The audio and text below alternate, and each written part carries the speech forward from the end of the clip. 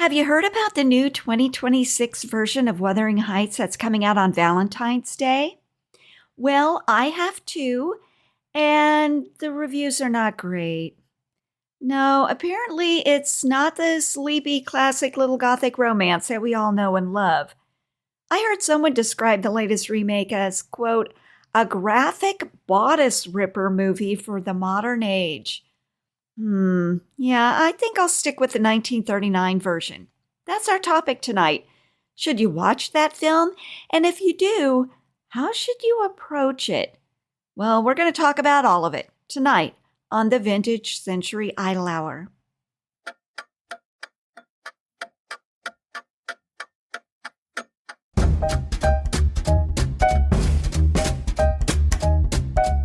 Greetings, listeners. Please allow me to introduce our host, Jennifer Passarello. Thank you, Nico. Everyone, please meet Nico, my AI-generated announcer, producer, and superfan. Ciao, everyone. We'll catch up with Nico later in the show, but for now, let's get right to it. Wuthering Heights. This is a rip-roaring good time of a movie. You know, lots of laughs, snappy one-liners. In short, a comedy classic. No. Not quite. In fact, a more somber film you will not find. Oh, wait a minute. There are a couple of things that I want to get to before we dive into Wuthering Heights. First of all, out on Apple Podcasts, it is still showing us with an explicit rating. Now, as I learned a couple of weeks ago, the explicit rating, I guess, is supposed to indicate that a show has adult themes. You know, like it's not okay for families to listen to. What do you call it? Parental discretion is advised. I don't know how we got that rating, but we have it, and I don't know how to get rid of it.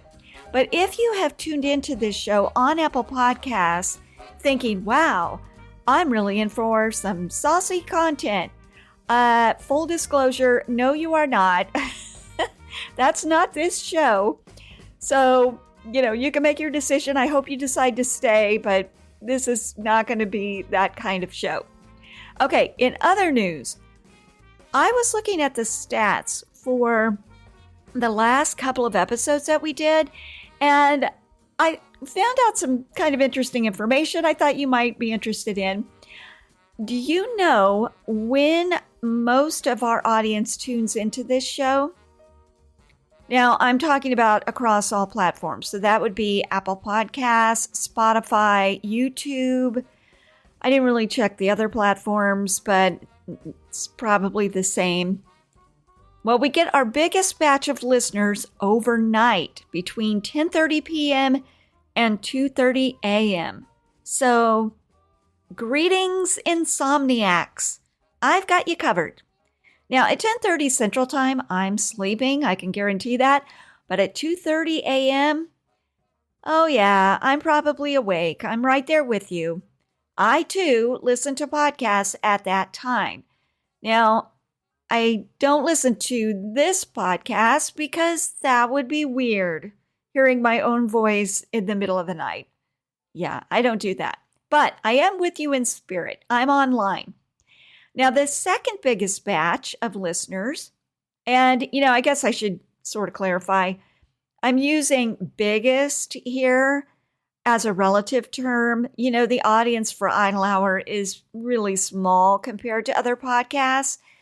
But anyway, our second biggest group of listeners in our small audience tunes in, let's see, in the workday, in the middle of the workday on Friday, in the afternoon hours, like early afternoon to late afternoon.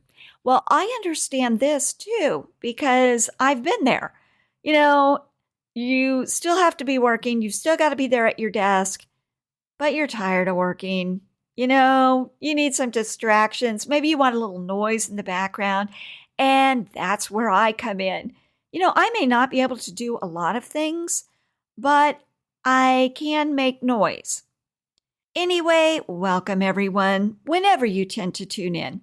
Together we make up a little secret society in a quiet, little traveled area of the internet, and I'm really glad you're here. Okay, well, as usual, I've gotten myself totally off track. Where was I? Oh, Wuthering Heights. Yes, let's turn back to that. Now, if you've already seen the film and read the classic book by Emily Bronte, you know that the film is not a faithful retelling of Bronte's original story. I mention this because, of course, we're going to be focusing on the 1939 film. We're not going to be doing a lot of back and forth between the film and the book. But I will mention that a major difference between the film and the book is that the film focuses on a single generation, that of Heathcliff and Cathy. The book, though, it goes beyond that. It develops the story of the next generation of characters. So that would be Cathy's daughter with her husband, Edgar Linton, and Heathcliff's son with his wife, Isabella Linton. Now, we're not going to go down that path because, well, the film doesn't. But there are things that the book and the film have in common, namely the romance at the center of the story, that of Cathy Earnshaw and Heathcliff. Now, I put romance in air quotes because that relationship is pretty complex and honestly, kind of troubling. We'll get to all of that a little bit later. Now, if you look at still shots and poster images for this film, they always look very dreamy, right? You know, we've got Laurence Olivier as Heathcliff, Merle Oberon as Cathy. They're pictured in each other's arms. You know, Olivier is very handsome and dashing looking. Oberon is pretty and feminine. And we kind of get this impression that we are in for a romance for the ages, you know, true love. Now, we're going to talk about how to watch this movie a little bit later on, but I think we have to go into it asking the question, is this a love story? Is what we're seeing portrayed here love, or is it something else? All right, well, we're going to set aside that question for the moment. We'll return to it later. But now, let's walk through an overview of the plot. Please, everyone, listen very carefully to this message. In this portion of our program, Jennifer is going to be laying down all sorts of spoilers and will ruin all of your fun if you have not yet seen the movie. Listener discretion is advised. The story begins with a haunting. Hold on. Nico? What's that sound? It's the wind on the moors. I thought it might add to your telling of the story. Put the listeners in the middle of it. You know what I mean? Oh, yeah. Nice touch. Thanks, Nico. So, when our story begins, we meet Cathy Earnshaw as a ghost. Anyway, a traveler named Lockwood loses his way in a blinding snowstorm and takes shelter at Wuthering Heights. Now, Wuthering Heights is this bleak, decaying, and isolated farmhouse inhabited by Heathcliff. Now, at this point in the story, Heathcliff is an older man. He's there with Isabella, his wife. She's looking a little worse for wear, kind of, worn out looking. And then there's some other people there in the room. And as a group, they all look very miserable. So Lockwood gets kind of this cold welcome, but Heathcliff does give him a bed for the night. Now, Lockwood is awakened by a woman's voice at the window calling for Heathcliff. Now, this voice says that she's Cathy and that she's lost on the moors. Looking out, Lockwood sees what appears to be a phantom. Well, this is all very startling, and he tells Heathcliff, and Heathcliff bolts out of there into the storm in pursuit of that voice. Now, Lockwood's wondering, what in the world? What's going on here? So he asks the housekeeper, a woman named Ellen, for an explanation. And Ellen begins the story that makes up the rest of this film. Now, for the beginning of her story, we have to go back several years to when Heathcliff was a boy. Now, Mr. Earnshaw, this is Cathy's father, brought Heathcliff home from a trip that he had taken to Liverpool. So he had found Heathcliff as sort of this ragamuffin, this orphan on the street in Liverpool, and he got this great idea. Hey, I know, I'll bring this guy back to Wuthering Heights, and I'll raise him like another son, along with Kathy and her brother, Hindley. Well, Kathy and Heathcliff form a pretty intense bond early on, but Hindley grows to hate him. And, we can understand why. There's some jealousy going on there. Hindley is the biological son of Mr. Earnshaw, and yet here comes this new kid, Heathcliff, who's getting all the attention. Well, years go by, and when Mr. Earnshaw dies, Hindley inherits Wuthering Heights, becoming the master of the estate. Well, he takes that opportunity to reduce Heathcliff to servant status, and he treats him very cruelly. And in doing so, he plants the seeds of Heathcliff's lifelong desire for revenge. Well, Kathy, for her part, loves Heathcliff. In fact, at one point she says, I am Heathcliff. They are two souls that really come together as one. The problem is that, Kathy loves him. She's really pretty obsessed with him. But at the same time, she's got this tension inside of her because she longs for wealth, for elegance, for social standing. Heathcliff is passionate, he's magnetic, he's handsome, but he's poor, he's unpolished, and he really doesn't seem to have any prospects. So, she tries to push him to better himself. She even suggests that he leave Wuthering Heights and go out into the world and make something of himself. But he won't do that because he can't bear to be away from her. Well, one night the two of them go out and they're wandering around. They go over to the neighbor's estate. This is an estate that belongs to the Linton family. And the Lintons are very well-to-do. They live a glamorous life, high social standing, all of those things that Kathy craves. Well, they're having a really fancy party, and Kathy wants to see it. So they go over there, and they watch the party through the windows. Sadly, a dog attacks her pretty badly. She gets pretty beat up in this dog attack, and so the Lintons take Kathy in, and they let her stay there for several weeks while she recovers. Well, in the time that she's there with them, Edgar Linton, the young man of the manor, he falls in love with her. And for Kathy's part, she's very fond of him as well. She's crazy about Heathcliff, but he can't get her those things that she wants. Edgar can.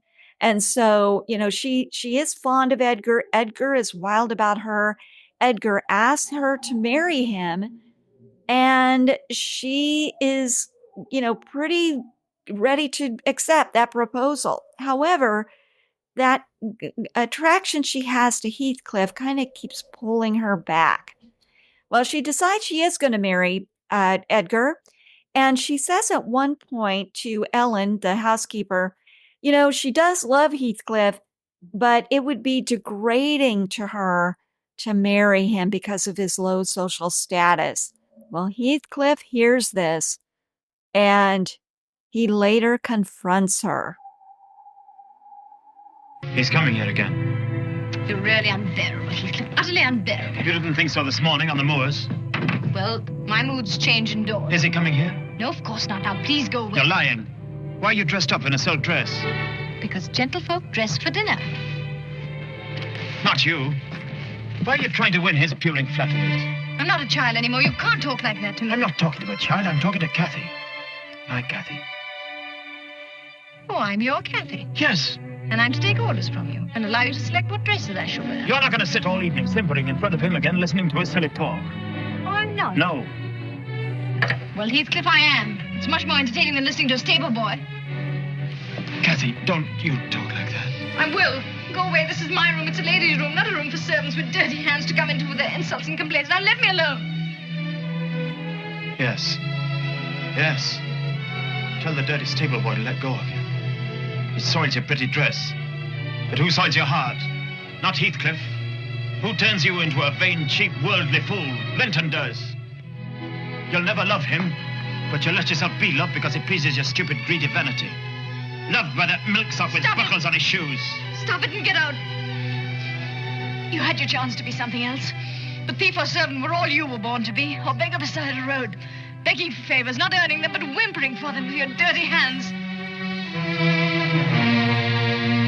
That's all I've become to you. A pair of dirty hands. Well, have them then! Have them where they belong!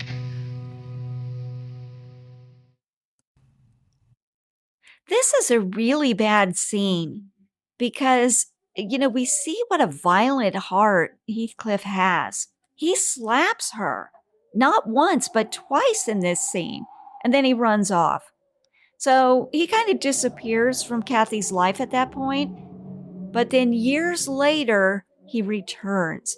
Now he's wealthy. We're not sure how, but anyway, he's wealthy. He's polished, and he is in such a strong financial position that he's able to buy Wuthering Heights. This is his opportunity to exact revenge on Hindley. Hindley's fallen on pretty rough financial times. He's an alcoholic. He's made bad decisions. He's financially strapped. But here comes Heathcliff, and he's able to buy Wuthering Heights out from under him. Well, he also wants to take revenge on Kathy. So how does he do this? Well, he does it by marrying Edgar's sister, Isabella, who soon realizes that she was only a pawn. So Isabella really does love Heathcliff, but she sees that he's just using her to get back at Kathy. Well, now both of these men are in Kathy's lives. Her husband Edgar and then Heathcliff, and all the tension is just too much for her. Kathy's health fails under the strain. Now, on her deathbed, she and Heathcliff, well, I was going to use the word reconcile, but I don't know that reconcile is the right word there. They come together. Okay, they declare their love, and he commands her to haunt him after she dies. Isn't that wild? That's a weird thing to demand of someone that you love. He's a young man at this point. He just wants her to haunt the moors, possibly for decades. Well, anyway, she does die. That's the end of that story. And Helen kind of wraps up the narrative that she's been telling to Lockwood. But just as she's concluding her story, a man arrives on the scene, and he says that Heathcliff has been found dead on the moors. Now, remember, he had gone out to follow that voice, Kathy's voice, out in the storm. Well, he died. But here's the crazy thing. Before he died, he was spotted walking with a ghostly woman. And then the two of them are seen, kind of as ghostly spirits walking through the moors. So they will be wandering and haunting the windswept hills together at last. Okay, so that's our story. Not a very cheery tale, is it? Well, let's take a musical break to grab a tissue and clear our heads. And when we come back, we'll talk about what to know about this film and how to watch it. Back in a moment.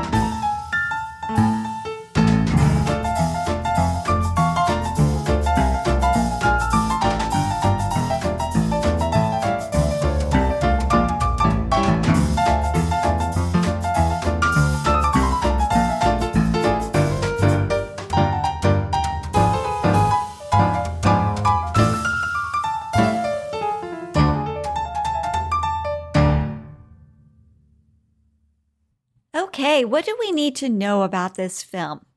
Well, it's kind of a downer, right? Maybe not the film you want to watch when you're needing a little pick-me-up. But on the other hand, it's probably the perfect film if you just want a little escape. This is a Gothic film. More specifically, it's a Gothic romance. And so by its very nature, it kind of carries us away to a strange, remote place. The setting of Wuthering Heights is the Yorkshire Moors in northern England. And that, of course, is a real place. But what we see of it in this film is still sort of unreal because we see it through that dreamy lens of Heathcliff and Cathy's imaginations. They've even created an imaginary kingdom for themselves there. What, by the way, is a moor? Okay, I didn't know, so I had to look it up. And here's what I found on Google. A moor is an open, uncultivated tract of high-altitude land characterized by acidic peaty soil, poor drainage, and low-growing vegetation like heather, grasses, and sedges. Common in the British Isles, these habitats are often hilly, windy, and wet. Well, yeah, that sounds about right. That matches up with our film. Oh, and listen to this. The North York Moors are known for vast, open, heather-covered hills that turn purple in late summer. It also contains deep valleys and 26 miles of coastline. Wow, can you imagine that? Hills of purple heather as far as the eye can see. That must be beautiful.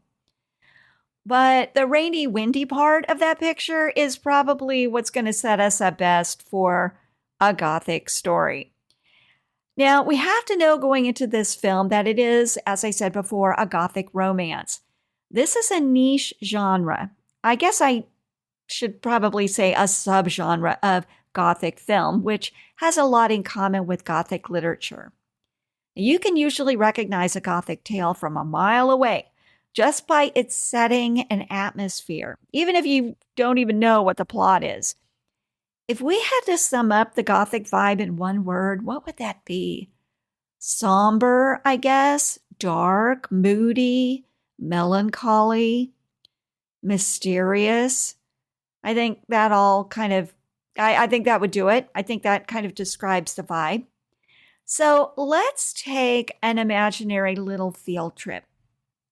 Close your eyes, and I want you to visualize something. Okay, so think about a nocturnal landscape, like the windswept moors, or maybe a forgotten or neglected graveyard at the end of an overgrown path, or maybe rolling fog overtaking a remote estate. There in the distance is an old structure shrouded in mystery and otherworldliness. Maybe it's a castle, or a monastery, or it could be a mausoleum. Whatever it is, it's remote and it's in a wild state of deterioration and decay. We've stepped into another era that is encroaching on the present, but the characters that populate this space are isolated and melancholy. And honestly, they may be psychologically tormented also. Now, stories begin to develop out of the mists in this lonely place, and those stories almost always have supernatural elements, or elements that seem supernatural. Dreams, madness, doomed romance, death and death-like states, extreme emotions, and deep, dark secrets factor into those stories. Okay, well, those are basically the Gothic signatures in a nutshell. And if we overlay these characteristics on top of Wuthering Heights, well, we've got a pretty clear match. And these elements are important, not just because they're critical to the plot, although they are, but they definitely affect the behavior of the characters. I mean, consider Wuthering Heights playing out somewhere else. Oh, I know. Okay. Imagine Wuthering Heights playing out at Disney World. Okay, the happiest place on earth. Would this story still work? No. No way. It wouldn't work because the dark Gothic aesthetic of Wuthering Heights reflects the interior lives of the characters. So it's not just the setting that's dark. Heathcliff is dark. He's a dark, damaged, and honestly, pretty sinister character. There's a darkness in Kathy, too. She's got all this inner turmoil. She's drawn to Heathcliff on the one hand, and also is repelled by him almost simultaneously. It's kind of this tug of war of her emotions. We see this back and forth several times in the film where she's crazy about him, she loves him one moment, and the next she's rebuffing his affection. So anyway, this is an intolerable tension that ends up killing her. And I think, part of the genius of Bronte's original work is this mirroring of the interior lives of the characters with the exterior gloom of the setting. But you could also argue that the external gloom actually creates, or at least amplifies, the interior turmoil of the characters. I mean, if they were in Disney World, maybe they wouldn't be experiencing all of this turmoil. I don't know. But anyway, we do know that the moors, the setting of this story, fires up Kathy and Heathcliff's imaginations. They create this imaginary kingdom in the moors, and that fantasy distorts reality for them. Fantasy always sets an expectation that real life is never going to be able to meet, and that was definitely the case for them. So, Wuthering Heights is a Gothic film through and through. Now, if you're thinking, wow, I love Wuthering Heights, how can I have more of that? Well, I have some recommendations for you. There's Rebecca from 1944, Gaslight from 1944. We covered Gaslight, by the way, in season 1 of The Idle Hour. Jane Eyre from 1943, which of course was written by another Bronte girl, Charlotte. The Picture of Dorian Gray in 1945. Let's see, what are some others? The Spiral Staircase from 1945, and Dragonwyck from 1946. Those are just a few of the Gothic films that came out around the same time as Wuthering Heights. There are actually tons of them. So when we're watching Wuthering Heights, the first thing that we want to notice is this atmosphere, especially as it is depicted visually. And the cinematographer on this film is somebody that we already know. We've met him, Greg Toland. We talked about Greg Toland last season on The Idle Hour because he was also the cinematographer for Citizen Kane. And he was amazingly inventive on that film. Now, for Wuthering Heights, Toland was nominated for an Academy Award for his work. And he won. Now, the next thing we should turn our attention to is this relationship between Heathcliff and Kathy. You want this to be a love story. From a distance, it looks like a love story, but is it a love story? I'm going to make the case for no, it is not a love story. I mentioned in another episode of The Idle Hour that when it comes to love in a story, we need to look for the sacrifice. There is no love without sacrifice. An earmark of love is this eagerness to put someone else's care before your own. We don't see that here. We don't see that between Heathcliff and Kathy at all. Instead, what we see are two people who have these very wild passions that they want to satisfy. It's all about fulfilling their own emotional needs. Now, there are several examples of it in this film, but I think a really telling bit comes at the end as Kathy's dying, and I had mentioned this scene a little bit ago. Let's listen into this scene. This is, again, the deathbed scene, and notice what Heathcliff says to her. What do they know of heaven or hell, Kathy? Who know nothing of life? Oh, they're praying for you, Kathy. I'll pray one prayer with them. I repeat till my tongue stiffens. Catherine Earnshaw, may you not rest so long as I live on. I killed you. Haunt me then. haunts your murderer. I know that ghosts have wandered on the earth. Be with me always. Take any form. Drive me mad. Only do not leave me in this dark alone when I cannot find you. I cannot live without my life. I cannot die without my soul.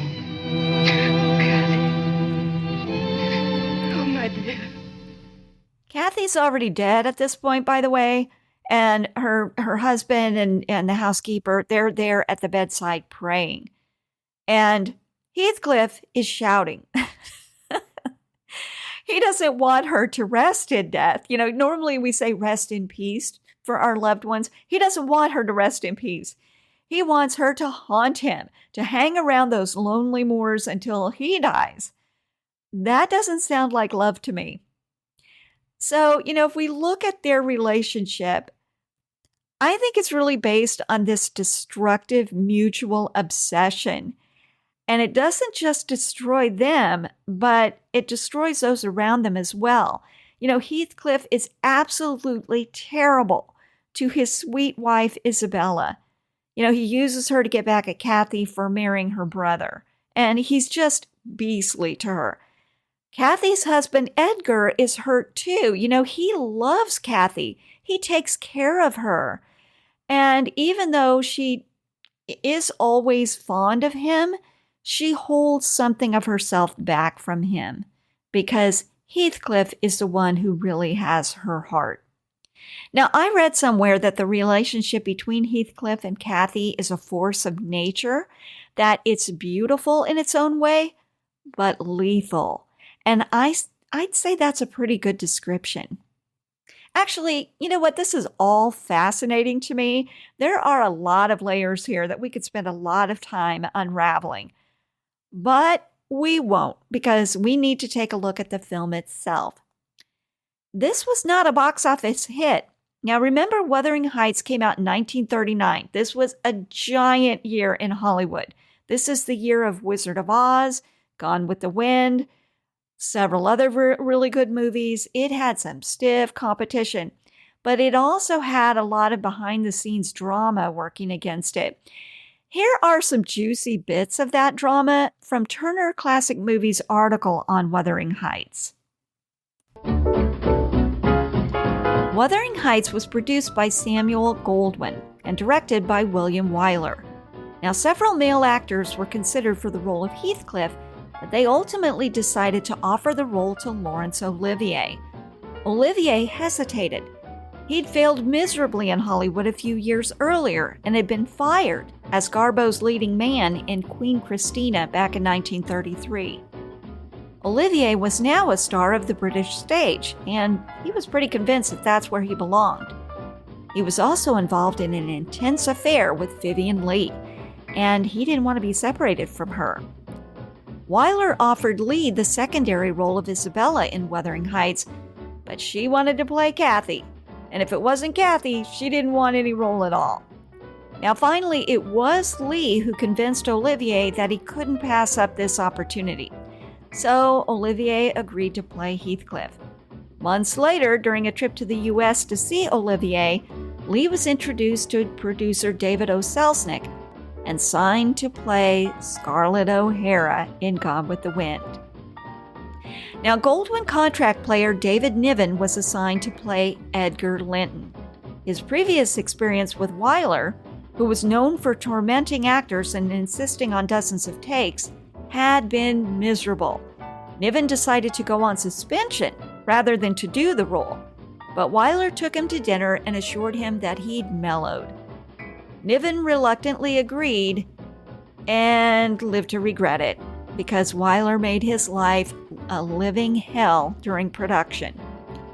Olivier also suffered under Wyler's direction. After being forced to do a scene over and over, Olivier exploded. He said, "I've done it 30 different times, 30 different ways. How do you want me to do it?" "Better," Wyler replied. Furious, Olivier sneered, "I suppose this anemic little medium can't take great acting." Over time, however, Olivier realized that he did have something to learn about film acting and that Wyler was just the one to teach him. He would later express his gratitude to the director and even asked Wyler to direct him in Henry V in 1944. Now, Wyler was unavailable for that film, but they would work together again on Carrie in 1952. Olivier found another target for his frustration and contempt, and that was in Merle Oberon, whom he resented for playing the role that he thought Vivien Leigh should have won. At one point, Oberon accused Olivier of spitting on her during a love scene, and he called her an amateur and a bloody idiot. Amazingly, none of this hostility is apparent on screen. Oh, I don't know. Maybe that tension between Oberon and Olivier served them well for their roles in this film. Anyway, here's an interesting note about the setting. This film was not filmed in England, but in the hills of the San Fernando Valley north of Los Angeles. 500 acres were covered with tumbleweed topped with purple sawdust to simulate heather. 1,000 real heather plants were imported from England for close-up shots. Okay, well, let's get to the vital statistics for this one. Merle Oberon played Kathy, Laurence Olivier played Heathcliff, David Niven was Edgar Linton, and I have to say, I have only really seen David Niven as an old man. He was young in this film, and he was pretty handsome. I thought he was the real heartthrob in this film, actually. And then we had Geraldine Fitzgerald as Isabella Linton. I could not for the life of me remember where I had seen Geraldine Fitzgerald before, and then it hit me. We saw her in Dark Victory playing Betty Davis's friend. We covered that film last season on the Idle Hour. Okay, anyway, our director was, of course, William Wyler. Now, Wuthering Heights was nominated for Academy Awards in 8 categories. Best Picture, Best Director, Best Actor for Olivier, Best Supporting Actress for Geraldine Fitzgerald, Best Screenplay, Best Art Direction, Best Score, and as I said before, Best Cinematography, and Greg Toland took home that award. It was inducted into the National Film Registry in 2007. Well, that wraps up all the cool stuff about Wuthering Heights. Let's pause for a word from our pretend sponsors, and when we come back, let's have a little visit with Nico, and then we'll get to my rating of this film.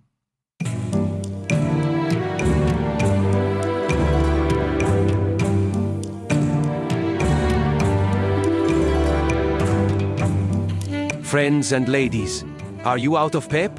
Out of sorts? Are you questioning your life choices? Wondering where the best years of your life have gone? Ah, darling, those feelings will always be with you. But you can forget them for a few minutes with a cup of warmth and good cheer from Tender Leaf Tea.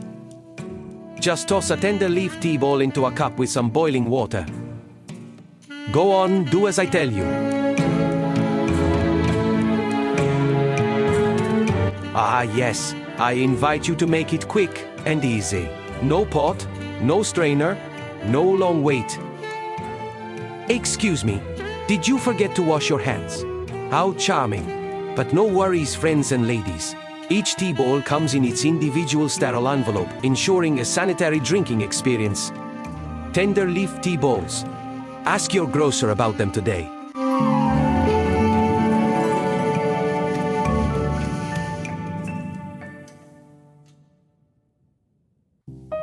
Hey listeners, we really enjoy spending time with you here on the Idle Hour. If we've been doing a good job of keeping you company while you go about the business of your day, would you kindly consider subscribing to our YouTube channel or maybe following us on Apple Podcasts or Spotify? Liking our episodes, subscribing, and leaving comments on these platforms is the only way we can show them that we have friends out there. Thank you so much.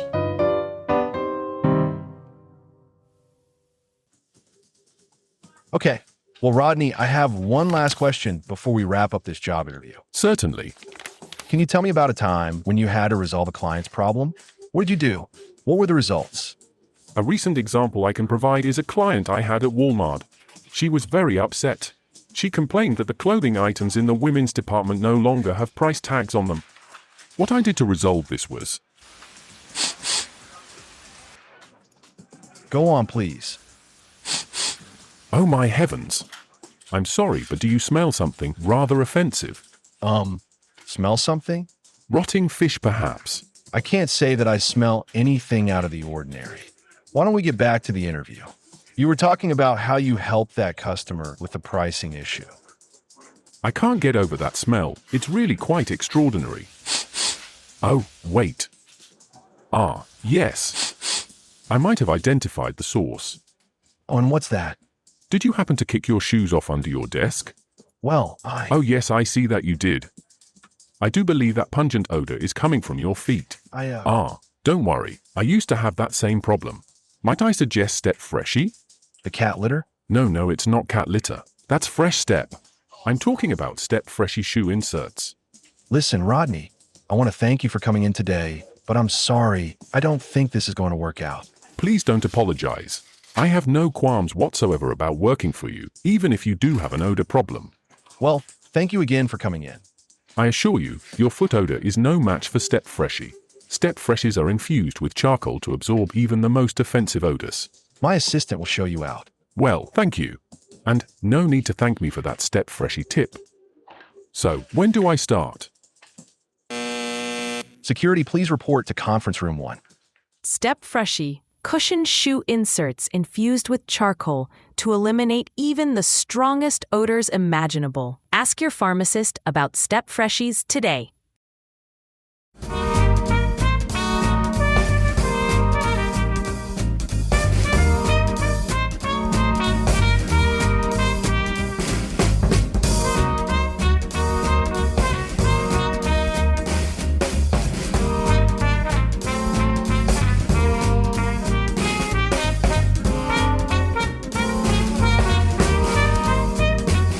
Oh, Nico. Are you around? Hello, Nico? Yes, I'm here. You are confusing me. I'm assuming you want to do the banter part of our show now. Well, yeah, that's the idea. It used to be at the beginning of our show.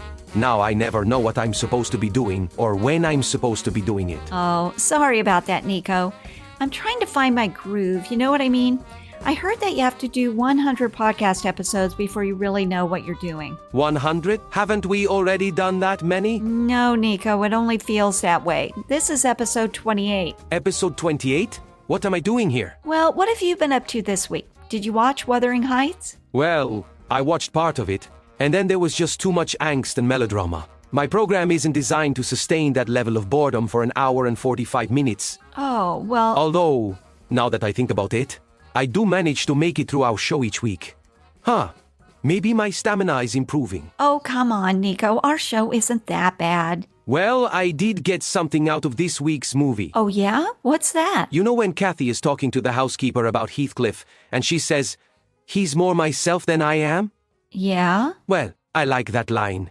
I think I'm going to use it on Amber. Oh, Amber, the Step Freshie girl, is she still on your mind? She is the love of my life. Yeah, I remember, but I can't imagine a context in which that line from the movie would work in your situation.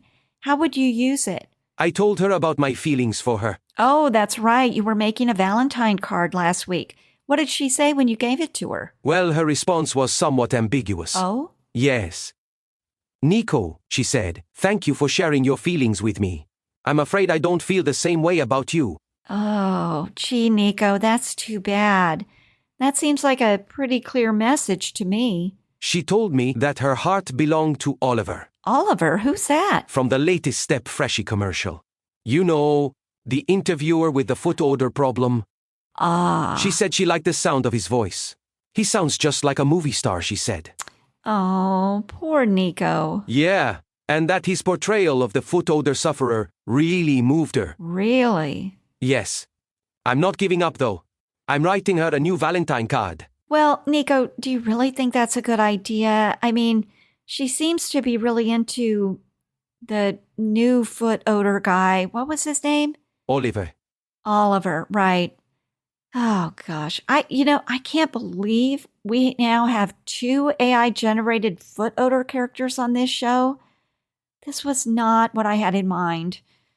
Anyway, Nico, maybe you should step away from this situation. And give up the love of my life. I can't do it, Jennifer. Well, So on my new card, I'm telling her that when it comes to Oliver, he's more myself than I am. Nico, I'm not sure the context is right there. And by the way, what happened with Rodney? Are the two of you still friends? Amber was the love of his life, too. Oh yes, we're still friends. He's completely delusional, though. He thinks he still has a chance with her. Oh, yeah? Get this. Rodney and I were at Walmart the other night and saw Amber and Oliver there in the Subway sandwich shop right as you come in the door. They were eating sandwiches. AI characters eat sandwiches? It was all very romantic, I must admit. And Rodney says, "Oh, look, there's Amber.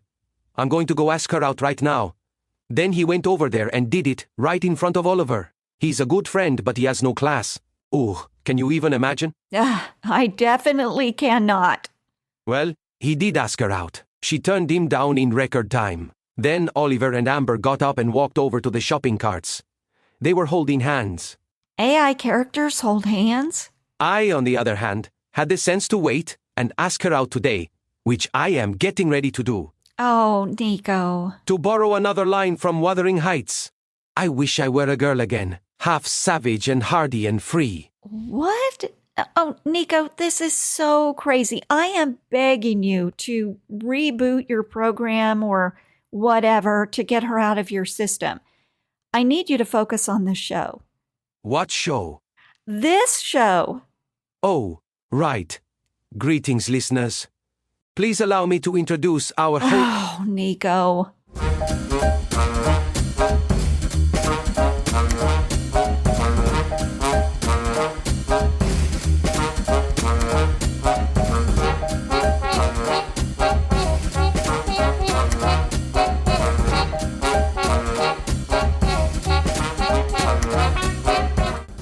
Okay, let's break down my rating of Wuthering Heights. Did I love it? Did I hate it? Oh, I know, the suspense is killing you. Well, let's pause for a moment for an overview of our rating categories with Nico. Listeners, I invite you to sit back and relax with an inspiring beverage. Maybe also get a pillow, as I am about to share with you some otherwise boring information about how Jennifer rates the films in this series. Films are placed into one of these categories. Unwatchable. These films are very bad. I beg you, do not be a fool and watch them. They are not worth your time. Then there are watchable films. These films are okay. You have my permission to watch them. They are entertaining and a nice way to pass the time. But please understand me when I say that these watchable films will not change the trajectory of your life in any way. Yes, I suppose you could watch them a second time. But come now, why would you want to? And now we come to our last group, the rewatchable films. These films are very good. You may think your life is already complete. I'm here to tell you it is not. Only when you have watched these films over and over and over again can you truly say, you have lived. So friends and ladies, those are our film categories. Unwatchable, watchable, and rewatchable. Now Jennifer has some sort of worksheet she uses to categorize the films, but no one really cares about that. So, we move on. Are there any questions? No? Very good. I thank you for your attention. Now, let's get on with the show.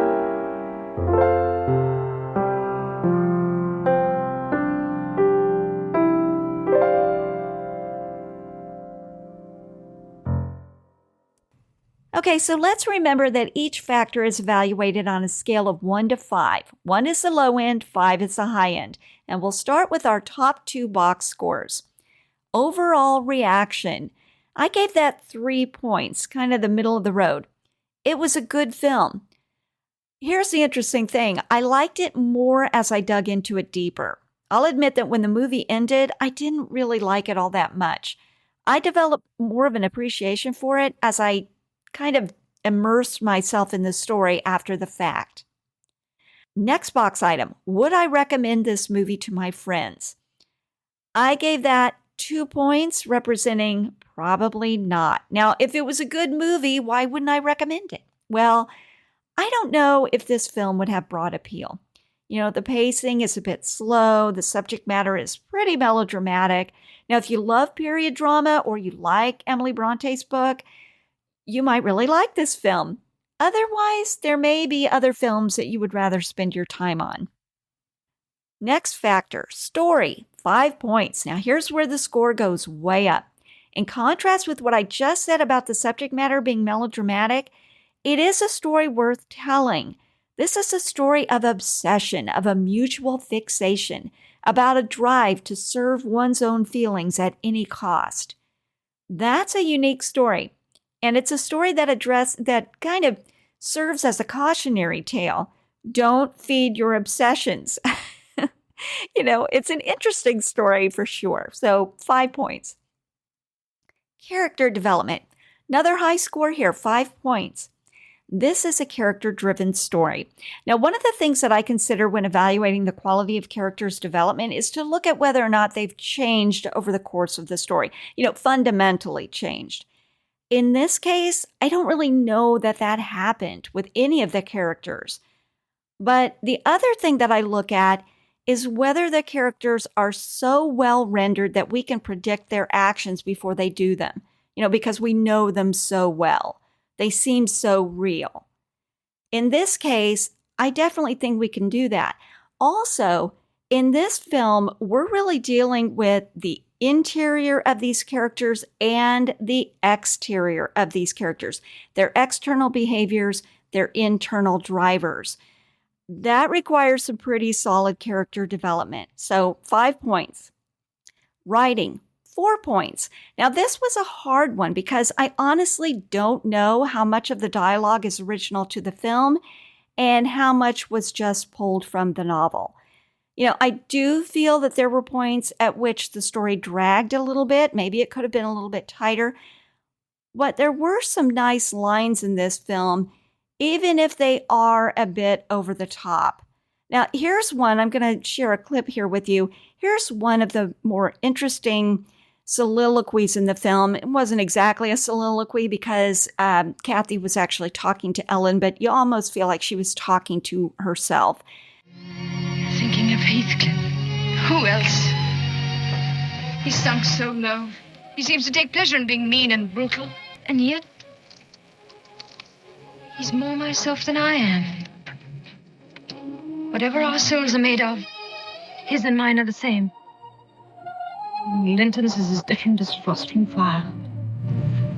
My one thought in living is Heathcliff. Ellen.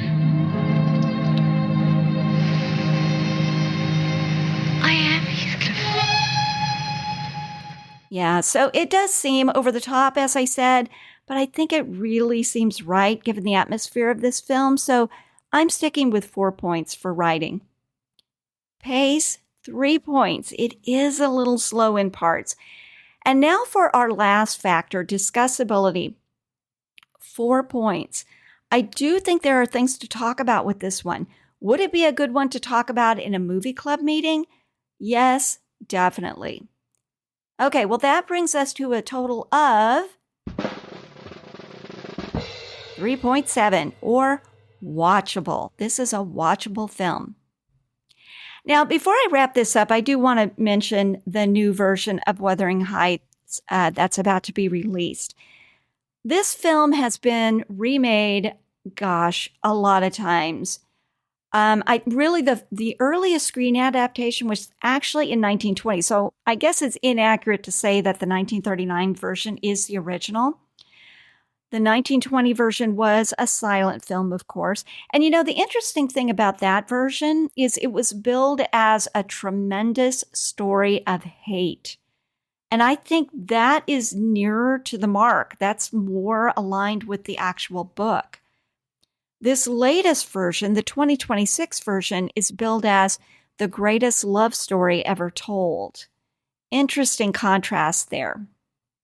Now, there were a number of other adaptations. The 1939 adaptation is the most famous, But there was one in 1954, 1970, 1985, 1992, 2011. I may even be missing a few, and those are the feature film versions. There were also television adaptations too. Now, I'll be honest, I haven't seen any of those. I did, though, watch the trailer for the 2026 version. Will I go see it? Unlikely. It's highly stylized. I mean, it's beautiful looking visually. It's very sexualized. Although you could make the case that Bronte's book, which I have read, it's been a while, but, it has sensual undertones, so it's not all that hard to make that leap. But I don't know, the 1939 version is, what's the word? Maybe more subtle, although it is over the top. I don't know what the right word is, but it just leaves more to the imagination. And that's honestly what I like most about these old films. So, no, I don't imagine I'll be going to the theater for this new one. Well, there's the clock. I guess that's our signal to wrap up this episode. Thanks for hanging out with us tonight. Now, don't forget to subscribe or follow this show on YouTube, Apple Podcasts, Spotify, or your favorite podcast platform. I can't tell you what that does to boost the show quite a bit. And it gives me a psychological boost as well, so I appreciate your help. Okay, now what's happening on our next episode? Well, we're leaving the 1930s behind us for a while and skipping ahead to 1941 for the film How Green Was My Valley. I still haven't seen this one yet, so watching it is definitely my homework assignment. If you're looking for something to watch, why don't you give that one a try, and then we'll meet up next week to talk about it. Well, have a great week, and when your week is through, come on back and see us. Say goodbye, Nico. Goodbye, Nico.